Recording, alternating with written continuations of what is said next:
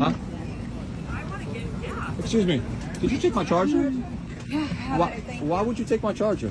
because we got off the flight. Yeah, but my charger, that's my charger. Why would you take You're it? gonna get it back. Give me one But why would you second. take it though without permission? Because nobody was on the flight, bro. Yeah, but that's Shut the my fuck charger. up. And you're getting it back. Okay, No can one I was have on it the fucking- back?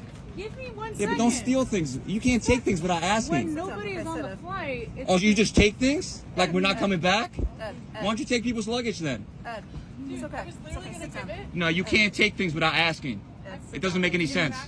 Okay. Yeah, you're gonna be famous. You're gonna be on TikTok. Ed, please sit down. I don't want to get. I don't know who you are, but I don't know why you're getting involved. You're gonna be more on TikTok. But then this guy tried to get involved, and he gave him some of that Nino Brown action. Sit your $5 ass down before I make a change. I'm talking to Karen. Now, here's what happened.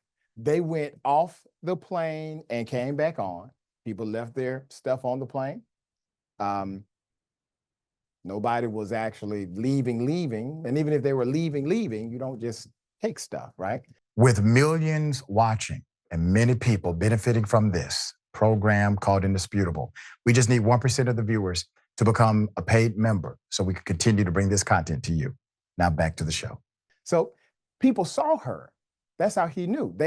He says, "Where's my charger?" Here it is. Please sit down. I don't want to get. I don't know who you are, but I don't know why you're getting involved. Ed, I don't want to get kids on this. All right, just give me my charger back. We'll call it even, all right? Sounds good. And look at this guy smiling. Ed, please. No, you're ridiculous. You stole something without asking. She stole it. You can't take things without asking. Is it stealing? Yes, that is stealing. Absolutely. Is it stealing? Absolutely. Yes, it's stealing. You're giving it back because I caught you and everybody else saw you. That's why. Everybody else said you took it. What, you can't afford a charger?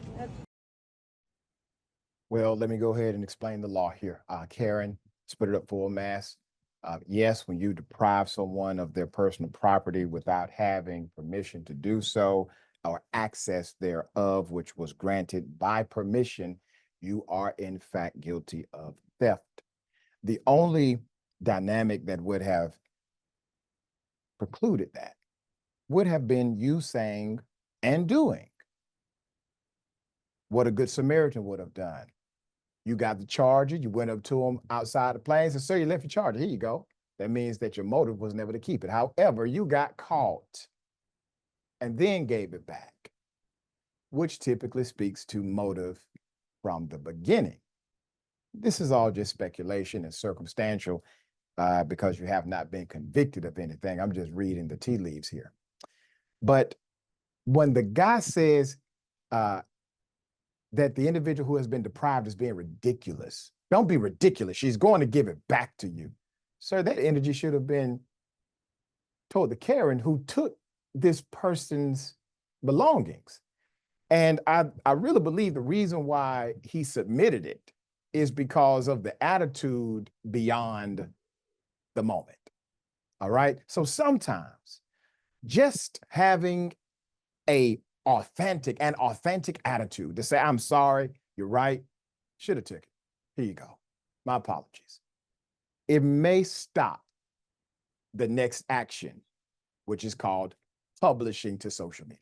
All right, Senator, just because you return, like if you go steal your neighbor's lawnmower and you return it a week later, it is still theft. If you steal money and then reimburse them when you get your paycheck, it is still theft. I was gonna put it back. You know, the nerve, Dr. Richey, the nerve. You're right. All she had to do was say, "I'm sorry. I don't know what came after me. I was having a toddler moment, thinking everything in sight just belonged. If I want it, I can take it. I can have it." That would have went a long way, but she was having that moment, and then to be arrogant about it. So I'm feeling the grandma moment, folks. And my grandma would say that she had more nerve than Brass A Monkey. I really did. I mean, this is some kind of nerve. But also, Doc, it reminds me of the stand-up that Cedric the Entertainer did one time where he said, "Black people live by the wish creed." Oh, man. And white people live by the hope creed. And white people say, I hope nobody does this, and I hope, and black people, I wish would. Would. Okay, that would have been me. Because see, lady,